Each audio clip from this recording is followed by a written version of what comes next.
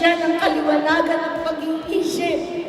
Gisingin niyo po siya at ilayo sa mga demonyong nakapaligid sa palasyo.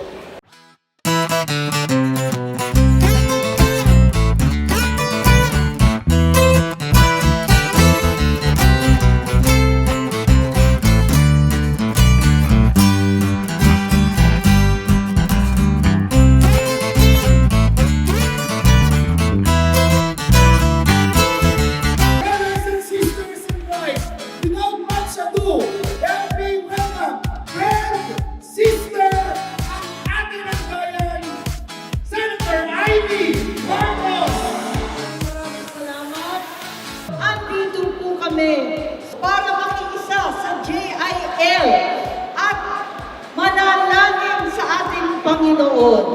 Panginoon Diyos, inalay namin sa iyo sa araw na ito bilang mga saksi ng minamahal at pinagpipitagang Brother Eddie Villanueva ang lahat ng aming isipin, gagawin at sasabihin. Punuin po ninyo ang aming mga puso ng biyaya upang ang lahat ng aming gagawin ay naaayon sa banal ninyong kalooban. Tulungan mong mahalin ka namin tulad ng pagmamahal ng JIL ng buong isip, buong puso at buong lakas. Naway maging inspirasyon ka sa amin na aming mga gagawin para sa kagiginhawa ng aming kapwa, ng aming pamayanan, ng buong bansa. Inalalapit ko sa iyo ang bayang ito.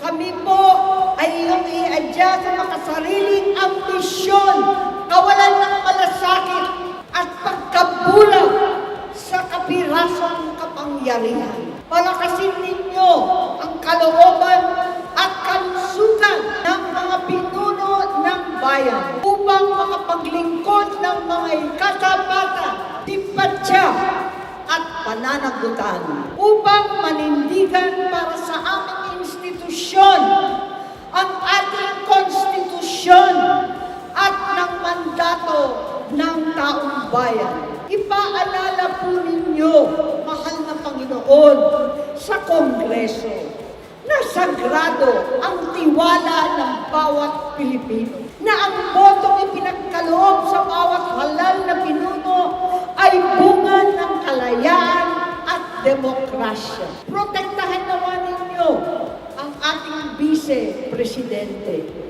Ang kagandahan taglay ng kanyang puso, pagiging matiisin, mapagpatawad at mapagkalinga. Higit sa lahat, haplusin naman ninyo ang puso ng aking kapatid, ang Pangulo ng Pilipinas. Buksan po ninyo ang kanyang mga mata at bigyan niyo siya ng kaliwanagan ng pag-iisip.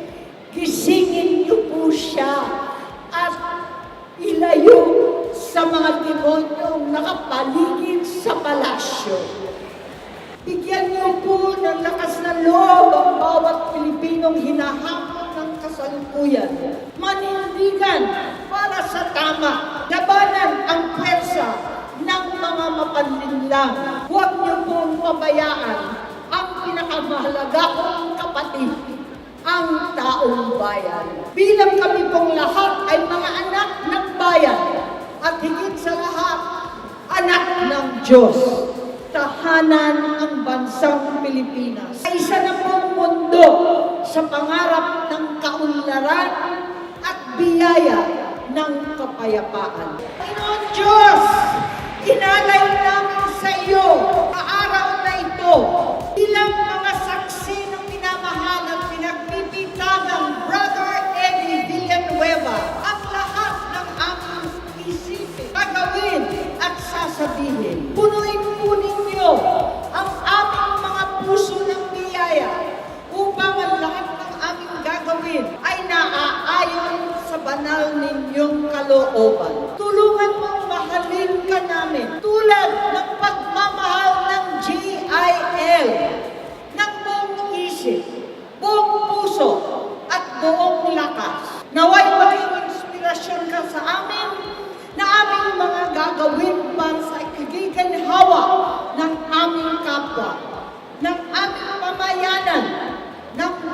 bansa. Inalalapit ko sa iyo ang bayang ito. Kami po ay iyong iadya sa makasariling ambisyon, kawalan ng malasakit at pagkabulag sa kapirasong kapangyarihan. Palakasin ninyo ang kalooban at kalusugan ng mga pinuno ng bayan upang makapaglingkod ng mga ikatapatan, tipatya at pananagutan upang manindigan para sa aming institusyon ang ating konstitusyon at ng mandato ng taong bayan.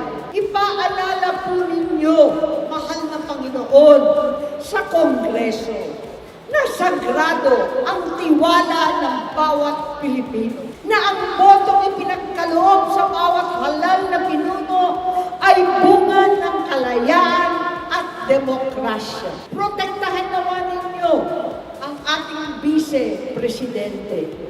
Ang kagandahan taglay ng kanyang puso, pagiging matiisin, mapagpatawad at mapagkalinga. Higit sa lahat, haplusin nawa ninyo ang puso ng aking kapatid, ang Pangulo ng Pilipinas. Buksan po ninyo ang kanyang mga mata at bigyan niyo siya ng kaliwanagan ng pag-iisip. Gisingin niyo po siya at ilayo sa mga demonyong nakapaligid sa palasyo. Bigyan niyo po ng lakas na loob ang bawat Pilipinong hinahamon ng kasalukuyan. Manindigan para sa tama. Labanan ang pwersa ng mga mapanlinlang. Huwag niyo pong pabayaan ang pinakamahalaga kong kapatid, ang taong bayan. Bilang kami pong lahat ay mga anak ng bayan at higit sa lahat, anak ng Diyos. Tahanan ang bansang Pilipinas. Sa isa na pong mundo sa pangarap ng kaunlaran at biyaya ng kapayapaan. Amen.